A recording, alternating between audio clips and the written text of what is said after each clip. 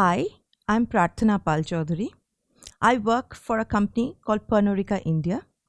We are into the business of selling alcohol globally.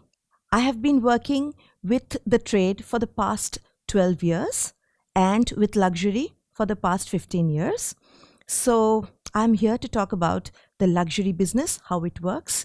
I have been representing brands like Rémy Cointreau, Royal Salute, TWG, Absolute Vodka, you name it, and I have represented them. I'm a part of DLC's Global Wine, Spirit and Cigar Committee, Kolkata chapter. I've been a Whisky Ambassador, certified Whisky Ambassador from Glasgow. I've also learnt my Wines and Spirit from the Wines and Spirit Educational Trust in London. I have also been a part of the Cochrane Fellowship, which is run by the US Department of Agriculture. And we learnt wine, spirit, beer across East to West Coast. And I was one of the lucky few to complete that. So that completes my learning in the world of beverages. Today we will talk about the business of luxury. We will take a deep dive into it. Luxury comes from a Latin word called luxus, and it has a positive as well as a slight negative connotation. So when it is positive, it is the best products, it is the virtue of the style, the elements of beauty. And when it comes to the negative, it will be associated with words like greed, waste. So I'll give you an example from India, from the ancient history of India. When we look at the Taj Mahal, it is one of, we are so proud of it as Indians. And when you actually think about it, can you see the miseries of the hundreds and thousands of workers that have lost their lives because of some emperors, some fantasy? So luxury has got two connotations. However, we should always look at the better part of it and be positive about it. The luxury brands generally date back to 1700s, 1800s, and these were generally very family-owned, small boutique outfits, which could be Coco Chanel, or maybe the house of the Rémy Martin, or maybe the Moum Champagne, whatever be it, it was very family-owned, and the history and tradition was held within a very close-knit family. But now, with this 30 years, there has been a lot of changes that we see. They have also become corporatized. They have also come up with methods of reaching out to the audience, reaching out to the right TG, but yes, in a very different way. The marketing of luxury is very different from what we do with a normal FMCG product, because the mystic, the magic, the dream has to remain with it. So let's talk about the differences between a luxury brand and a normal brand. First is the timelessness. You do not have to be, very much up to date with fashion. Everything in the world of luxury dates back, and it's still there. Time stands still.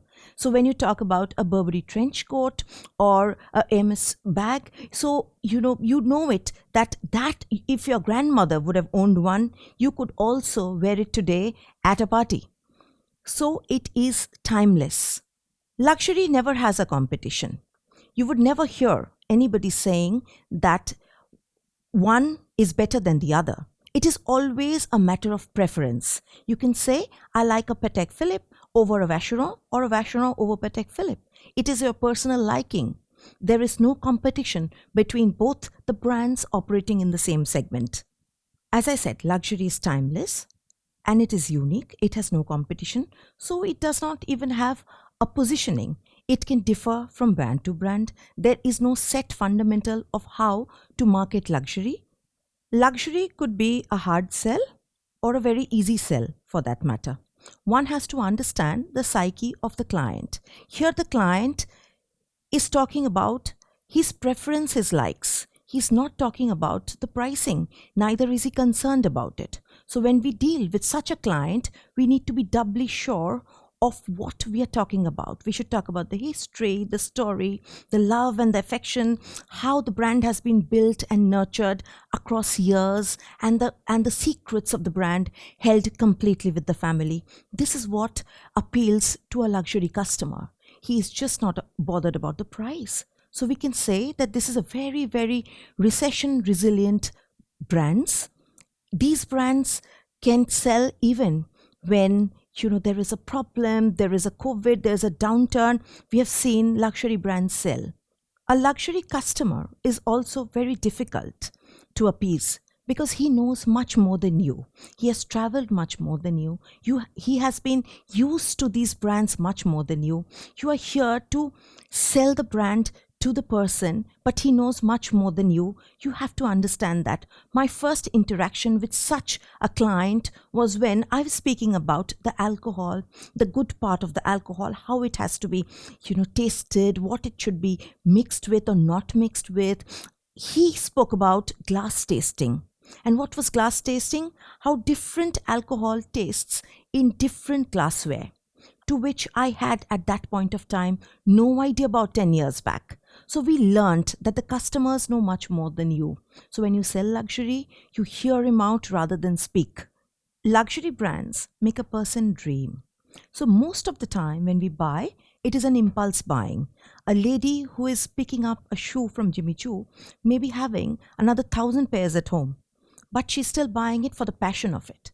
So when it comes to luxury brands, the opportunities are unlimited. It can sell as much as we cannot even think of. But what is the challenge here? Can a luxury brand be producing as much as an FMCG? No. So that means that always there has to be the feeling of scarcity, the feeling of only I have it. So it can never be a me too. So it has always got to be produced in small batches, and you should not sell as much as people want to buy to keep the scarcity element alive. Luxury brands have to be close to their DNA. They have to be close to their roots and their history. They have to be true to the essence of what they have been representing for centuries after centuries. What the family has taught them to be the part of the brand DNA is what they need to continue till date. So that means that they do not have to hear the consumer voice like the ones that we always hear in FMCG. If the product has got a consumer complaint or the consumer feels that, it has to undergo a change, it will be done. But for luxury brand, we do not hear the consumer's voice. We produce and they love it. And that has been going on for years. Let me give you an example of Hermes.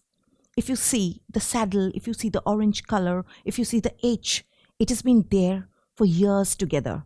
And even our grandchildren would also be buying something from Hermes, which will be somewhere very, very close to what I have been wearing now.